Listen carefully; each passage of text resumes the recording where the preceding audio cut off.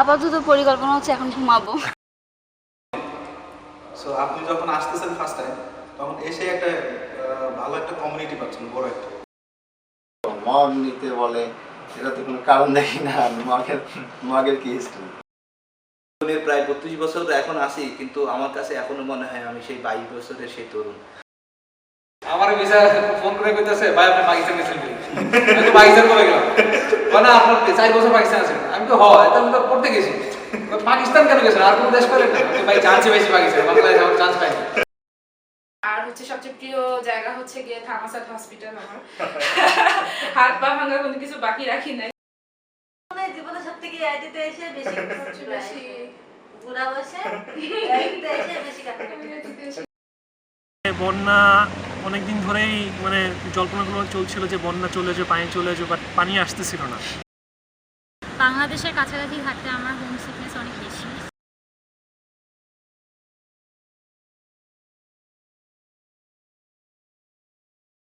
এআইটিতে আসলে খেলতে খেলতেই চলে আসা, ওভাবে আসলে ঠিক করিনি যে আসবো, এত ডেস্টিনেশন ঠিক করা ছিল না, বাস হুট করে অ্যাপ্লিকেশন হওয়া।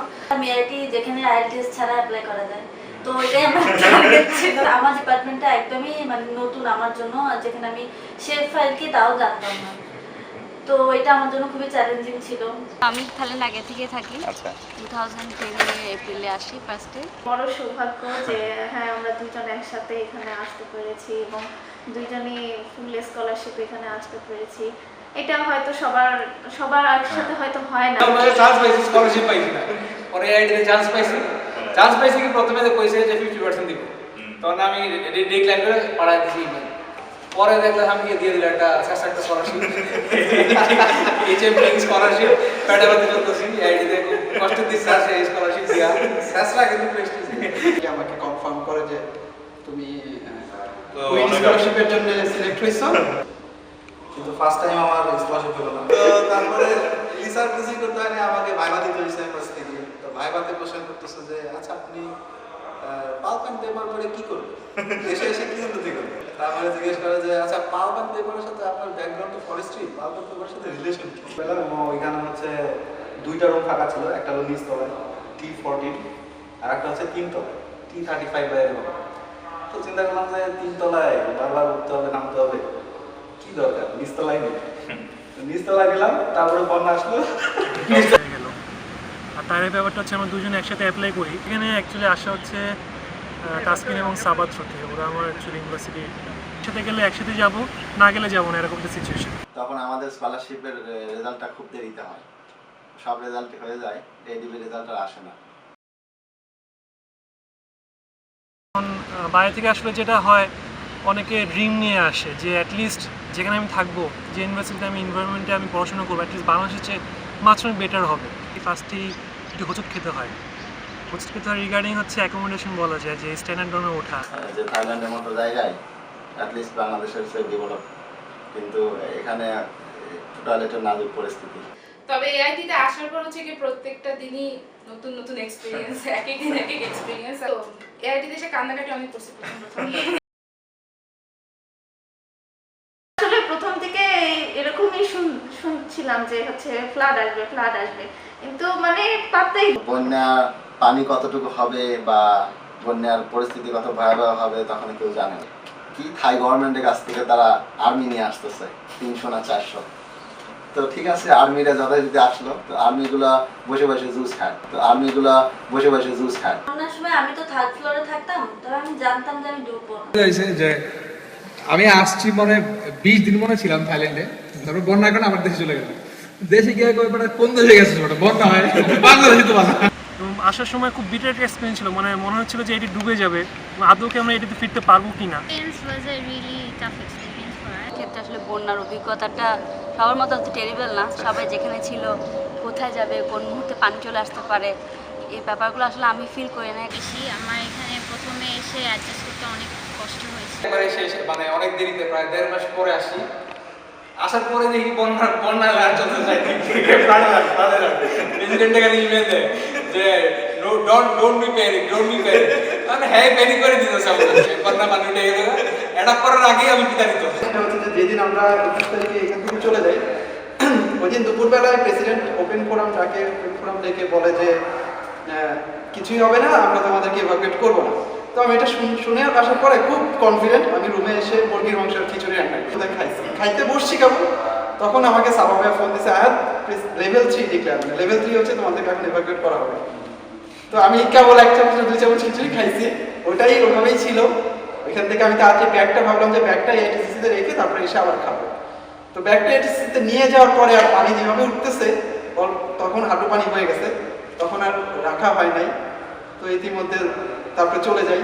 তো 1.5 মাস 2 মাসে আমার সেই খিচুড়ি আর ক্যামেরায় পড়া দাঁড়িয়ে দেই ভাই, আর নেওয়ার রুম থেকে আমার রাইস কুকারটা আর কারি কুকারটা নিয়ে এসে, তো এরা দুজন আগে এরা তো যা উপভোগ করছে দুজন মিলে করছে, বাসের ভিতরে আসছে পুরো বাস গন্ধ তো শেষ হয়ে গেছে।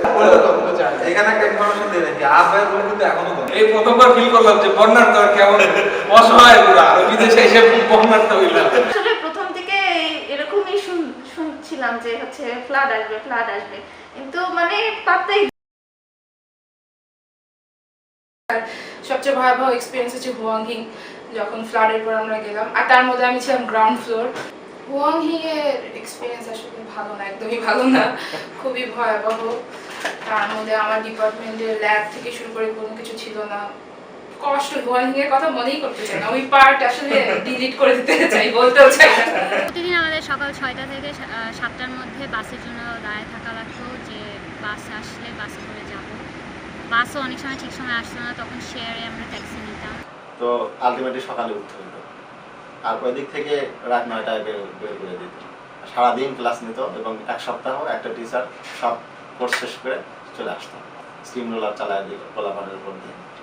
কিন্তু প্রশ্নপত্র বা অ্যাসেসমেন্ট এদিকে কোনো ঘাটতি নেই, অ্যাজ ইউজুয়াল আগের মতো। আমি আসলে প্রথমে আমরা একটা ইয়াতে মানে হোটেলে উঠছি, ওরা ঠিকানা দিছে যে একটা হাসপাতালের পাশে একটা সুচায়া হাউস। বহু কষ্ট করে কেমনি পেলেন হসপিটাল, ঠিক আছে, হসপিটাল পেলেও পরে বুঝতো হসপিটাল ছিল যে তার মানে একটা গুলি আগে আমরা নেমে বসি, নেমে পরে ঢুকে হাঁটতেছি। তো প্রতি বাসায় কুকুর, আমি দেখে তো আমি এমনি কুকুর, ঠিক আছে, আরে বিশাল বিশাল কুকুর একটা, এরপর দেখে একটা দিন মানে ভক ভক করে চিলাইতেছে। আমি এটা দিলাম দেওয়ার পরে সুবি কয়েক পারা কয়েক দৌড়ায় না, পরে সামনে গেলে আরেকটা গেট খোলা, ওই গেট মানে বাইরে আয় বলছে। আমি জান দিছি, আল্লাহ আল্লাহর নাম দিছি একদম, সুবির ভাই দৌড়ায় না, আমার গায়ে লাগবো, আগে তুমি যাও জানবে যাও। তো পরাগ ভাই দৌড়াইছে, পরাগ ভাই পিস দৌড়, ঠিক আছে, কুকুরগুলা পরাগ ভাই পিস দৌড়, আমি এরকম দাঁড়ায় আছে চুপ করে। আরে কুকুর মানে আমার সাইজ কি, কুকুর আমার জীবন। সবচেয়ে মজার ঘটনা হচ্ছে তার পরের গলিতে একদম রোডের সাথে হচ্ছে সুচায়া, ঘুরা কুকুরের দামড়ানি খাইয়া তারপরে আসলাম। মানে আমরা যে এআইটিতে কত ভালো আছি এই তফাৎটা আমরা তখন বুঝতে পারছি যখন আমাদেরকে হুয়াংহিংয়ে একটা সেমিস্টার থাকতে হয়েছে। মজার ঘটনা তো অনেকই আছে, চিন্তা করেন, সমস্যা নাই, এক একটা সব বলাও যাবে না। থিসিসটা অনেক আগে শেষ করে ফেলছি, এটা একটা মজার ঘটনা। বিকালে এক্সারসাইজ করতে কম আর গল্প করতে বেশি হাঁটে আর কি। ক্লাস 1, 2, 3 এর পর মনে হয় কোনদিন গান গাইনি, এখানে এসে গানও গাইছি স্টেজে। দিনে যে স্টাফদের বাসায় এবং টিচার্সদের বাসায় ঘুরে ঘুরে যে আমরা মানে খাওয়া দাওয়া, আমাদের যে ভোজন বিলাসে আয়োজন করা হয়, সেটা আসলে ডেফিনেটলি মিস করি। একটা বাইরের পরিবেশে একটা ইন্টারন্যাশনাল কমিউনিটির সাথে ম্যাচ খেলে নিজের দেশকে প্রেজেন্ট করা যে ব্যাপারটা, এটা আসলে অন্যরকম ফিলিংস আমার কাছে লাগছে। এবার যে আমরা অলিম্পিক খেললাম, আমরা এত বিশাল একটা অ্যাচিভমেন্ট করলাম, এটা আমার অনেক মনে থাকে। I loved the somtam and tom yum. আর তেমন কোনো স্মরণীয় অত মেমোরি নেই। কথা হচ্ছে ভিলেজ পেলাম হচ্ছে সেদিনে যেদিন আমরা শ্বশুর শাশুড়ি চলে গেল, কারণ শ্বশুর শাশুড়ি আসছিল হচ্ছে ঈদ করতে। আমরা এখানে অনেক মজা করতাম, এটা অনেক সবসময় স্মরণীয় হয়ে থাকে ব্যাপারটা। লেডিস গ্রুপ যেটা আছে আমাদের মাঝখানে, আমরা সবাই বেশ আড্ডা দিছি, তারপরে বিকালে হাঁটা আড্ডা, তারপরে একসাথে খাওয়া দাওয়া করা, কোনটা সবার ভালো লাগে। তারপর লাগতো কাপাও কাইটা ভালো লাগতো, এখন আর ভালো লাগে না। এমনই আর এখন থাই খাবার এখন আর ভালো লাগে না। ওই দিন হচ্ছে আমি তো বসেছি ডাক্তারের জন্য, সবাই দৌড়াদৌড়ি করতেছে, আমি ভাবছি সবাই জোক করতেছে, আমাকে এসে একজন বলতেছে ফায়ার ফায়ার, আমি খুবই বিরক্ত হয়ে বললাম সেও ফরেনার, আমার কোনো ফায়ার নাই, বসে চুপ করে। 5 মিনিট পর তাকে দেখেও গায়েব হয়ে গেছে। তারপরে তো দৌড়াদৌড়ি মানুষজন, তারপর সত্যি সাথে অ্যালার্ট বাজা শুরু করছে, তারপর তো আমিও দৌড়ে চলে আসলাম। পরে শুনলাম যে মনে হয় আগুন ধরছে কোথাও। এটা আমাদেরকে আসলে সেই আমাদের পুরনো ক্যাম্পাস লাইফের কথা মনে করিয়ে দিয়েছে। আসলে অনেকগুলো মানে প্রতিটা দিন আমার কাছে মনে হয়েছে অনেক এনজয় করছি। এত খেলাধুলা, কখন কোনটা খেলবো এদেরই সময় পাইতাম না। কখন লন টেনিস খেলতে যাবো, কখন ক্রিকেট খেলবো, কখন ফুটবল খেলবো, এই রুটিন মেলাতেই আমার দিন চলে যেত। আমরা নাটক করতে পেরেছিলাম, নাটকে আমরা পুরস্কারও পেয়েছি।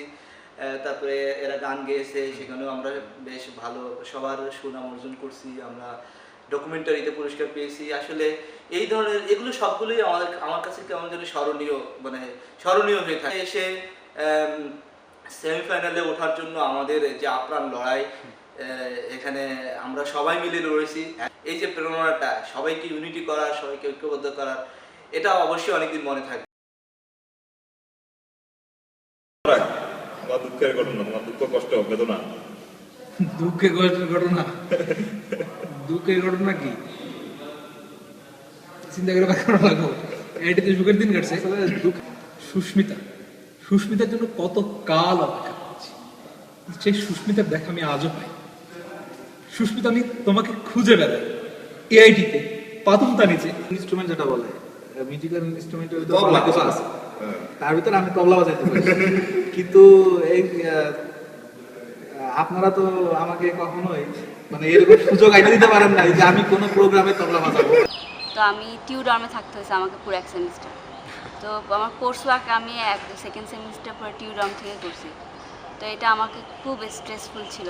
ক্লিয়ারেন্স নেওয়ার জন্য আমার কোনো মাসে বিদ্যুৎ বিল 500 বাদ ক্রস করে না, কিন্তু হঠাৎ করে আজকে যে এই কয়েকদিনের জন্য বিদ্যুৎ বিল দিল হচ্ছে। আমার তো সব আগে ক্লিয়ার হয়ে গেছে, যেহেতু স্কলারশিপ ওরা ওইখান থেকে ক্লিয়ার হয়ে যায় স্কলারশিপ থেকে।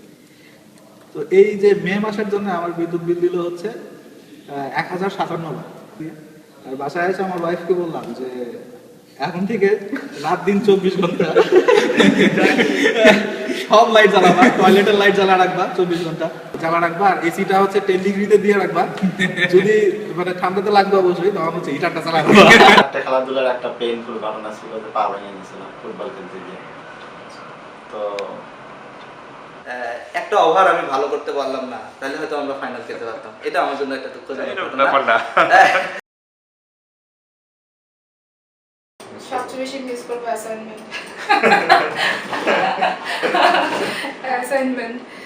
অ্যাসাইনমেন্টের প্রেশার না থাকা আসলে খুবই অদ্ভুত ব্যাপার। এআইটি আসলে অনেক কিছু মিস করার মতো, মানে সাইকেল চালানো, স্পেশালি দেশে তো মেয়েদের সাইকেল চালানো একদমই। তারপরে যে একটা আমরা মানে ফ্রি লাইফ লিড করতাম। আমি যেরকম উপর থেকে কাশিয়া কি করো, মানে উপর থেকে নিচ তলায় কাশিয়া মাথা উঁচু করে অনেকে খুঁজে বেড়ায় কে কথা বলে, বাইরে থেকে মানুষ হাঁটার সময় খুঁজে বেড়ায় কে কথা বলতেছে। রাত্রে বের হওয়া, মানে এটা সামনে ওই গল্পটা অনেক মিস করবো। লেট নাইটে বের হওয়া, তারপর সাইকেল চালানো, এগুলো মিস করবো। মুহূর্তে অবশ্যই আড্ডা, আমরা সব মেয়েরা আড্ডা দিতাম, এই আড্ডাটা সবসময় মনে থাকবে। হ্যাঁ, বিকালে হাঁটা, তারপর আড্ডা, তারপর একসাথে খাওয়া দাওয়া করতাম মাঝে মাঝে, সেটা মিস করবো। One thing I am going to miss the most হচ্ছে আমার ডিপার্টমেন্ট এন্ড আমার টিচার। থাইল্যান্ডের ইনফ্রাস্ট্রাকচার প্লাস হচ্ছে বিউটি, এটা খুবই মিস করবো। এআইটিতে আমার ডিপার্টমেন্ট এবং আমার টিচার মিস করবো, আর ক্লাসমেটদেরকে একসাথে যারা আমার ক্লাসে 5 মিনিট আগে দৌড় দিয়ে ক্লাসে চলে যেতাম। এই সুযোগটা আমি আমার আজ পর্যন্ত কোথাও পাইনি। স্মৃতি বলতে বেরিলে আমার পাষাণ হৃদয়, আমার পুরোনো জিনিস মনে রাখি না, আমার এইসব মিস করা আরো লাইক, এইসব জিনিস আমার পছন্দ না। তবে হ্যাঁ, আমার ভালো লাগছে, একটা কিছু ভালো লাগছে যে আমাদের আড্ডা ছিল, যে খেলা ছিল, খেলা জিনিসটা যেটা আমার খুব ভালো লাগে। আমিও মনে হয় এই খেলাধুলাটা মিস করবো, কারণ আমি ক্রিকেট খেলা প্রচন্ড পছন্দ করি। সবারই কম যে আমার অনেক ফ্রেন্ড আছে অনেক দেশে, এটা আমি মিস করবো। পরাগ বিয়ে করবে কবে? বিয়া তো করতে হইব, আমার টাকা নাই, টাকা হয়ে জমুক কিছু, তাহলে ইনশাল্লাহ বিয়া করবো। এটা কবে? টাকা পয়সা জন্ম কবে? জমুক না কোনো পছন্দ না, পছন্দ সব গেছে, টাকা দিয়ে গেছে। মাত্র তো পাশ করলাম, খুব বেশি দিন হয়নি অনার্স পাস করছি। সো বিয়ে করতে গেলে অ্যাটলিস্ট বউকে তো খাওয়াইতে হবে। তো একদিন চিন্তা করলাম মেহেদিকে আজকে আর ডিস্টার্ব না করে আমরা একাই ফিউচার পার্ক যাই। তো ফিউচার পার্ক যেতে গিয়ে এটাই আমাদের প্রথম যাওয়া। ওই ফিউচার পার্ক আমরা প্রথমেই নিজেরাই গেলাম, প্রায় 7:30 8টা বেজে গেল। তখন আমরা রাস্তার এসে অনেকক্ষণ বাসের জন্য ট্রাই করলাম, বাস আসতে যাচ্ছে না। ভ্যানের জন্য ট্রাই করলাম, জানি না, এদের ভাষা বলতে পারি না, এরা আমাদের ইংলিশ বুঝতেছে না। হ্যান্ডসাম টাইপ করা একজন লোককে জিজ্ঞেস করলাম যে এআইটি। তখন উনি ভ্যানে উঠতেছিলেন, বলছে ওকে উনি 20 মিনিট হয়ে গেল, এআইটিতে পৌঁছতেছি না। তখন আশেপাশের লোকজনকে জিজ্ঞেস করতেছি এআইটি। তখন একটা ছেলে, অল্প বয়সের ছেলে, 18 বছর বয়স হবে, সেই ছেলেটা ইংলিশ একটু বোঝে। তো সে বললো যে এটা তো এআইটির পথ না, নামাই দিল এবং বললো যে এখান থেকে তোমরা অন্য কোনোভাবে যাও। হ্যাঁ, শেষ পর্যন্ত তিনি নিজেই একটা ভাড়া করে দিলেন একটা ট্যাক্সি ড্রাইভারকে 100 টাকা ভাড়া করে দিলেন যে 100 টাকায় তুমি এআইটিতে নিয়ে যাও। তখন ট্যাক্সি ড্রাইভার আমাদেরকে নিয়ে যাচ্ছিল, কিন্তু এমন একটা রাস্তায় ঢুকলো, ওই রাস্তায় কোনো গাড়ি নেই এবং ওই রাস্তাটা খুব গ্রামের ভিতর দিয়ে দুই দিকে জঙ্গল। তখন আমরা খুবই ভয় পাচ্ছিলাম যে একে আমাদেরকে কিডন্যাপ করে নিয়ে যাবো। আমি এত সহজ করে ইংলিশে বলার চেষ্টা করতেছি, সে বুঝতেছে না। হ্যাঁ, আমার কথা মনে করতেছে, সে তখন তার মিটারটা অন ছিল, মিটারের 100 বার তখন পার হয়ে গেছে, অথচ 100 বার ঠিক করা হয়। বিরক্ত হয়ে মিটারটা অফ করে দিল, অফ করে দিয়ে আমাদের সাথে কথা বলাই বন্ধ করলো। শেষ পর্যন্ত আমরা যখন থামাসাতের কাছে পৌঁছলাম, তখন আমাদের খুব ভালো লাগলো যে জীবনটা মধ্যে আবার ফিরে গেলাম। এই ড্রাম মিস করবো, ড্রামের 32 নাম্বার মিস করবো। 2 নাম্বার হচ্ছে কমিউনিটি গুলো পাবো না। সবার আগে আমি কোনো স্ট্যান্ডার্ড দেখতে চাই না, কোনো স্ট্যান্ডার্ড দেখতে চাই না। একটা বছর আমি স্ট্যান্ডার্ড ছিলাম, আমি বুঝছি হোয়াট ইজ স্ট্যান্ডার্ড। পরে এটি এমন একটা পর্যায়ে যাবে, আমি হয়তো এটিকে নিয়ে আরো বেশি গল্প করতে হবে। বছরে চেঞ্জ হয়। প্রথমে ওখানে 2013 আমার ছবিটা দেখবো, 10 বছর আগে আমি কেমন ছিলাম। 10 বছর পরে 7-11 চাই, কারণ 1-8 খুবই কিছুই পাওয়া যায় না। ওই সময় আমি ছিলাম বাংলাদেশি আইটিভি। আচ্ছা, সুদেশের খাবারের একটু উন্নতি হোক, সেটাই। আর রাজনটা যাতে বন্ধ হয়ে যায়, পানিটা যেন একটু ভালো হয়। এআইটিতে সে টাক হয়ে গেল। অ্যাকোমোডেশন চেঞ্জ করা দরকার। দে হ্যাভ দ্য ওয়ার্স্ট এটা আমি অ্যাকোমোডেশন। বলতে, বাট আমি চাই এটিতে রিসার্চ ইনস্টিটিউট হিসেবে আরও ল্যাব ফ্যাসিলিটিস হোক। এখনো ভাবতে পারি না যে সত্যি সত্যি চলে যাবে। আসলে খুব মিস করব। এই এত বড় একটা বাজার তালাবখাই, এটাকে সবসময় মিস করবো। মানে বাসার পাশেই বুড়ির দোকান, গ্রোসারি শপ, গ্রোসারি শপকে খুবই মিস করবো। বা যে বাসা থেকে বেরোলি একটা গ্রোসারি শপ, তারপরে সারা রাত 108 7-11-এর যে ধারণাটা বাংলাদেশে মনে হয় এখনো তেমন। ওভারঅল এনভায়রনমেন্ট যেহেতু মাল্টিকালচারাল এনভায়রনমেন্ট, সেহেতু এখানে অনেক কিছু শেখার আছে, অনেক কিছু কন্ট্রোল করার বিষয় আছে, আবার অনেক ট্রেনিং এর ব্যবস্থাও আছে।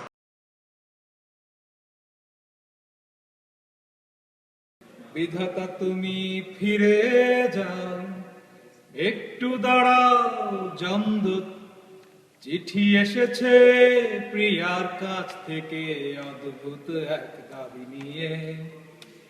বিধাতা তুমি ফিরে যাও, একটু দাঁড়াও জমদূত, চিঠি এসেছে প্রিয়ার কাছ থেকে অদ্ভুত এক দাবি নিয়ে।